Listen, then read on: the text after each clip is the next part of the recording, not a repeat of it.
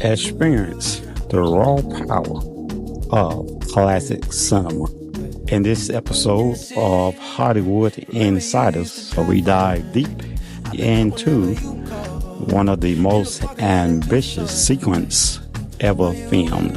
The Roman fleet's brutal encounter with Macedonian pirates in the 1959 masterpiece Ben-Hur.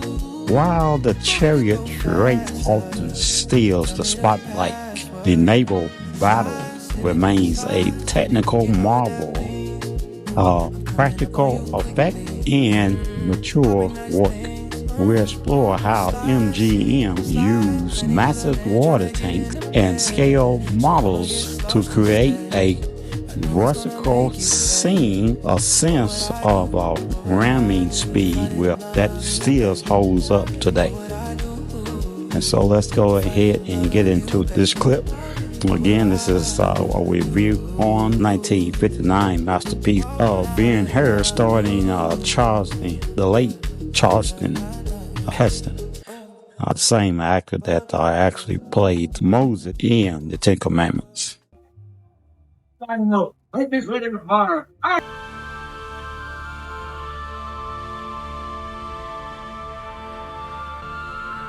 While the Chariot Race often steals spotlight, the naval battles remains a technical marvel of practical effects and miniature work. We explore how MGM uses massive water tanks and scale models to create a versatile scene of ramming speed that still holds up today.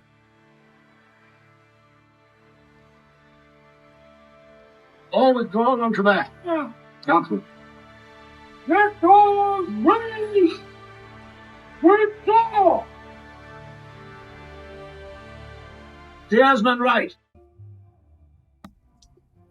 After 3 years as a galley slave, Judah Ben-Hur, played by Charlton Heston,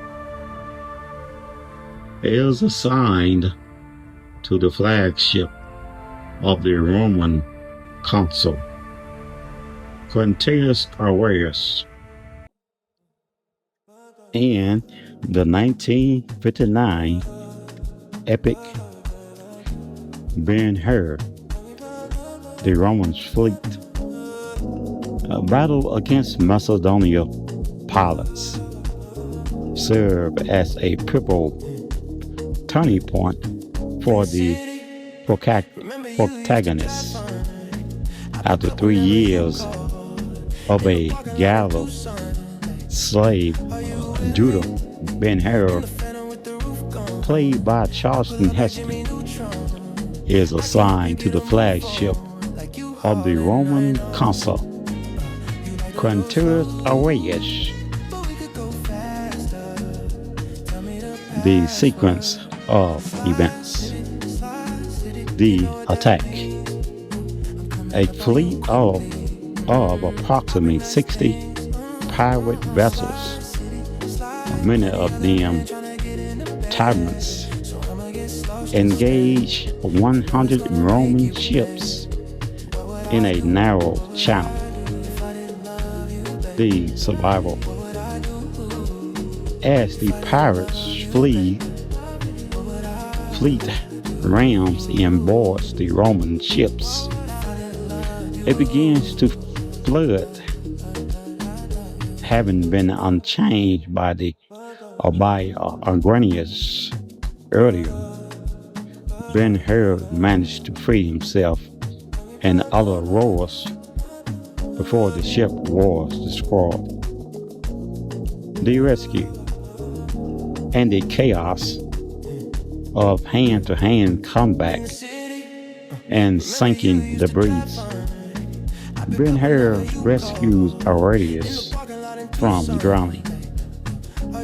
They survive on a makeshift raft until they are found by another Roman vessel, the aftermath.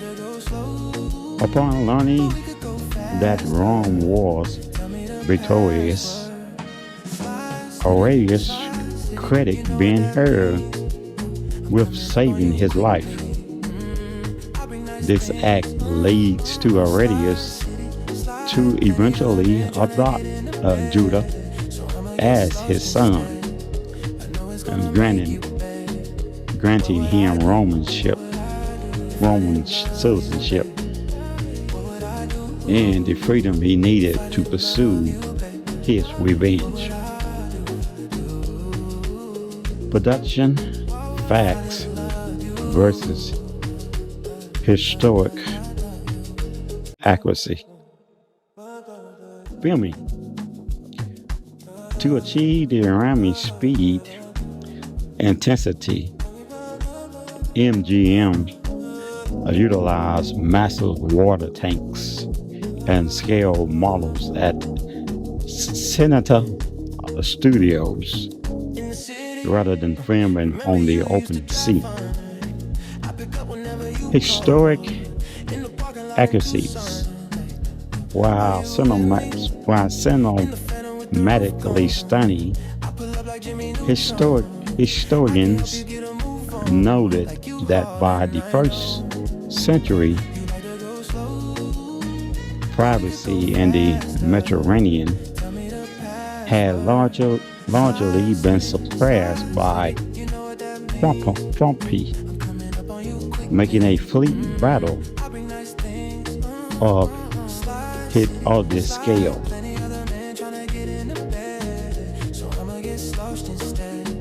Video segment: The Roman Navy, myth versus movie. We all remember the rhythm of the drums in Ben-Hur.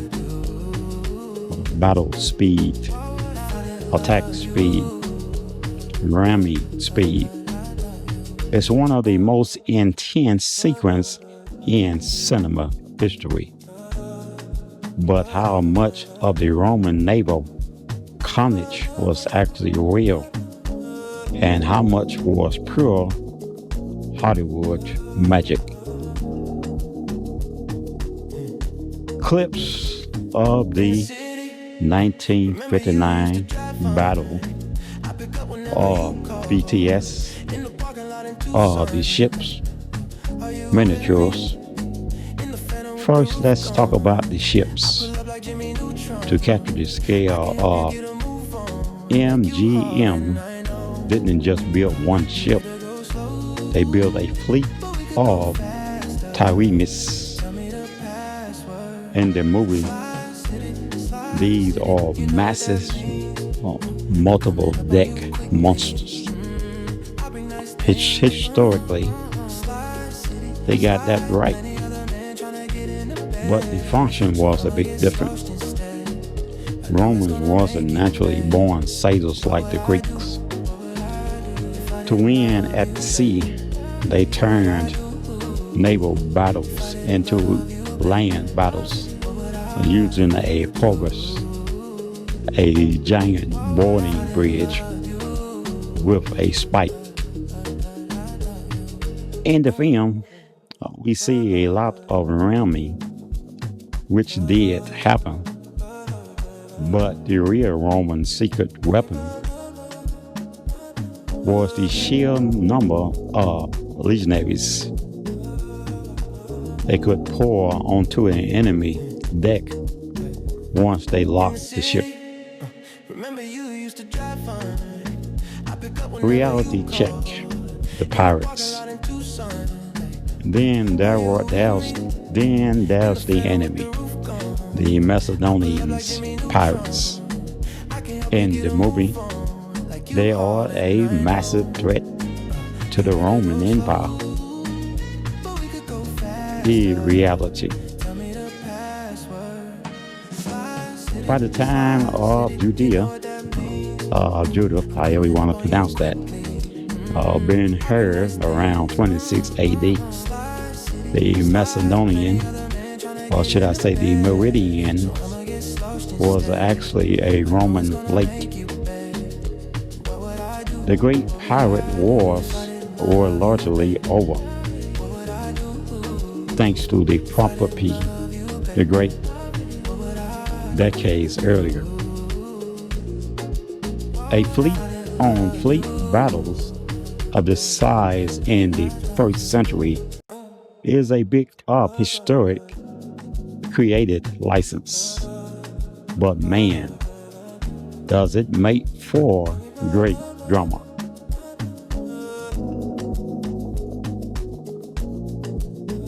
The biggest myth of all, the galley slaves in Ben-Hur.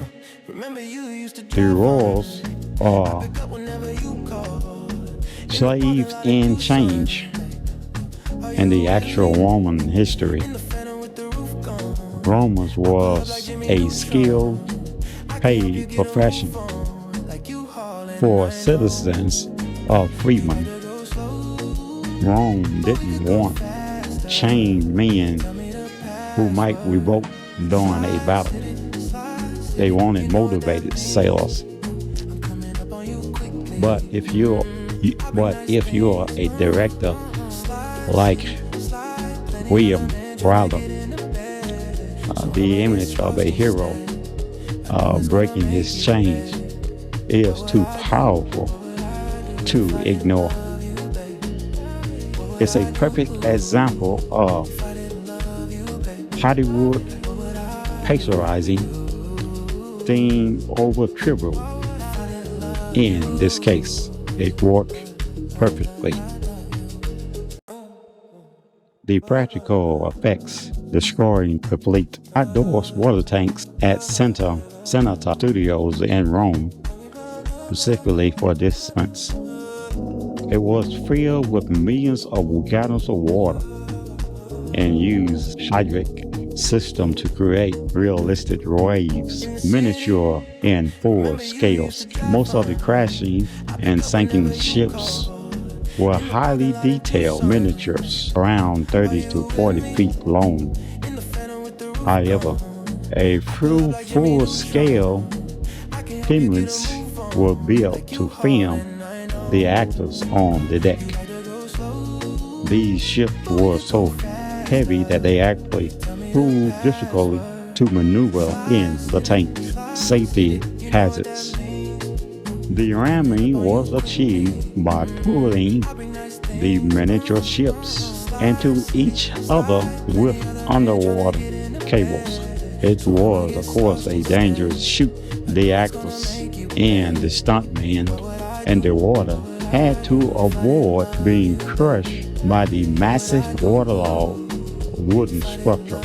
Historic reality. The corpus and ramming, while the movie shows a chaotic brawl, the Roman naval was actually famous for its calculated engineering, turning sea into land. Early Romans weren't natural sailors. So they invented the corpus, a boarding bridge with a heavy spike.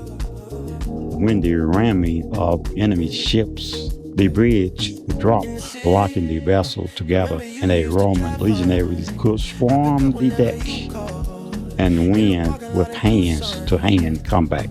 The rostrum, the bronze wrap ram at the front of the ship, called a rostrum, was the primary weapon.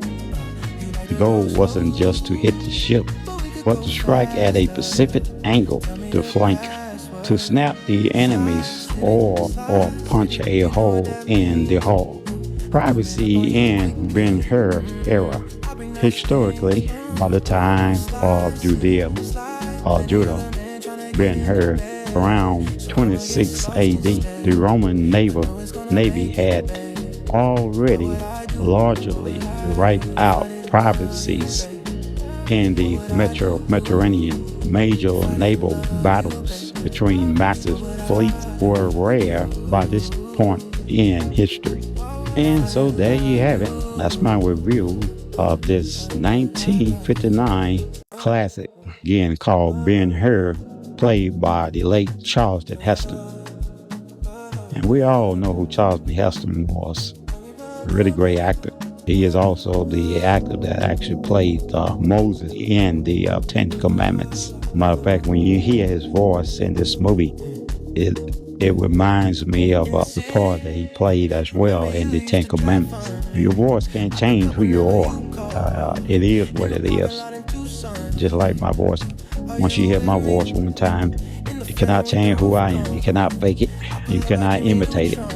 And so this actor was not only known for his great bass voice, but how well he would speak. So if you haven't gotten a chance to view this great movie, I would encourage you to do so. In my eyes, I think it's more of a line of a biblical type of movie in history. I remember as a young boy growing up and seeing this movie pretty often. Back then, you had a lot of movies that was coming out besides this one, Ben-Hur, the Ten Commandments, Jesus of Nazareth, and a host of others, Noah, and many others. So if you're this kind of individual that likes such movie classics, then I would encourage you to definitely add this particular movie in Faith to your library.